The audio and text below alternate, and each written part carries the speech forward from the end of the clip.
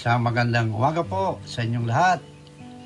At tayo po ay dadako sa ating 7 minutes prayer devotion. Sa araw po ito ay ating pong kukunin ang ating devotion sa Philippians chapter 3 verse 14. Ang sabi po diyan ay press toward the mark for the prize of the high calling of God in Christ Jesus. Pero bago po natin talakayin yan, tayo po ay manalangin. Ama naming Diyos, gabayan niyo po ako, Panginoon. Bigyan niyo po ako ng wisdom na galing po sa inyo upang aming baybayin at aming ma-extract, Panginoon, ang iyong salita at magamit namin kahit isang prinsipyo, Panginoon. Ito po ang aming samot dalangin sa mga Basang Kristo. Amen. Okay, sa buhay po natin, majority of people sa mundong ito, maging Kristiyano kung hindi, ay may mga pangarap sa buhay. Subalit, bakit? Bakit kukunti ang nakakaabot o nagiging matagumpay sa mga pangarap na ito? Alam niyo po kung bakit? They don't know what matters most. Kaya ang ating pong title sa ating pong devotion ay What Matters Most. Doon po sa teksto ay merong dalawang salita doon na ating babaybayin upang maunawaan natin paano ba natin magawa na yung isang bagay na gusto nating maabot ay maabot natin using the two words na sinabi ni Apostol Pablo. Ang una po doon ay press. Yung word na press ay ginagamit dito po sa mundo ng iba-ibang klase at maraming pinagkakagamitan dito para makuha o ma-extract what matters most.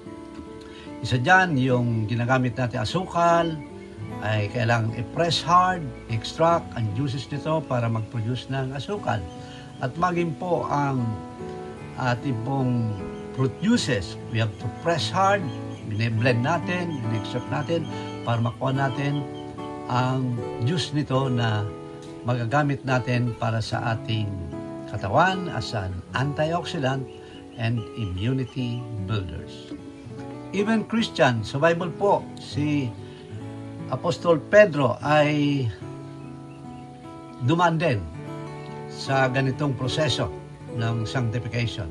Sabi sa Luke 22 verse 31, and the Lord said, Simon, Simon, behold, Satan hath desired to have you, that he may sift you as a wheat. So, si Apostol Pedro ay dumaan sa proseso ng sifting or siya po ay pinag-press o dumaan sa pagsubok. Ngayon, ano po ang makikita natin dito? Tandaan po natin, sa buhay Kristiyano, hindi po tayo exempted na padaanin ng Diyos sa anumang mga kahirapan o taral sa buhay para lang tayo po ay mag-matured at tayo po ay maging kapaki-pakinabang at mabuild natin ang pagiging nating Kristiyano. Ngayon, pangalawa pong word na ginamit ako sa Pablo ay yung toward. Yung toward, it represent po direction. Tandaan natin, sa buhay na ito, kahit yung mga early navigators po, kapares ni Colombo, si Magellan, si Lindbergh, o iba pang mga great navigators, ay dinetermine muna nila ang kanilang direksyon, saan sila papunta, para makabot sila doon sa tamang destinasyon. Ngayon, paano ba ginagawa ng mga navigator na ito? Ang mga navigator pong ito ay gumagamit ng panahon ng compass. Ngayon ay gumagamit na ng GPS. Bakit? Para ma-measure nila ang distansya ng pupuntahan nila kung sila po ay nagtatravel sa sea. At maging sa ngayon, sa modernong panahon natin, ginagamit natin ang GPS para sa ating paglalakbay para alam natin kung saan tayo pupunta. Napakalaga po ang direksyon sa buhay. Tandaan mo natin yan. Ngayon, ang Kristiyano po, meron tayong ginagamit na GPS. At yan po ay ang ating Biblia. Kasi ang ating Biblia, tandaan po natin, ay napakalaga sapagkat ito ang nagtuturo ng tamang daan at tanging daan. At tandaan po natin, kapag ginamit natin ang prinsipyo sa Bible na napakaraming magandang prinsipyo, magiging tayong matagumpay na Kristiyano. Makukuha natin what matters most. Tandaan po natin, ambition without direction result to confusion.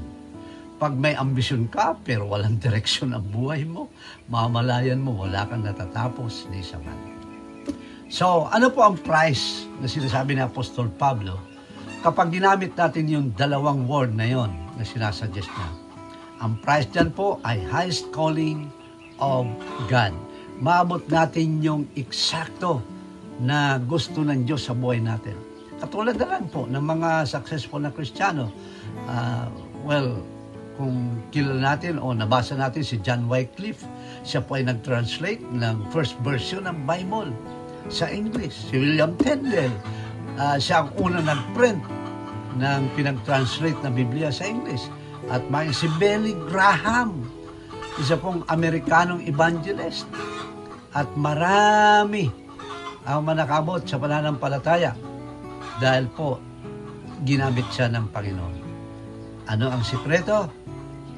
Kanya pong ginawa, kanilang ginawa, what matters most. Ngayon, sa buhay natin, tanungin po natin ang ating sarili. Ano ba talagang malaga sa atin?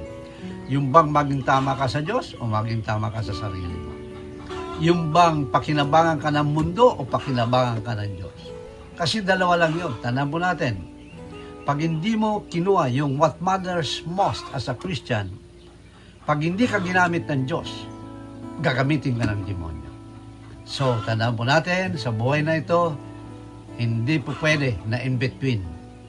We have to decide. Sa ayaw natin sa gusto, kailangan natin magdesisyon. Sapagkat ang desisyon na yan ay binibigay sa atin bilang gamitin natin ang ating pag-iisip at upang abutin natin ang ating mga pangarap. So, tandaan po natin, huwag niyong kakalimutan, what matters most sa iyong buhay, sa iyong pangarap, yun ang gawin mo. Basado sa kung ano ang gusto ng Diyos at kung ano ang direksyon ng Diyos. Maraming salamat po and God bless us all.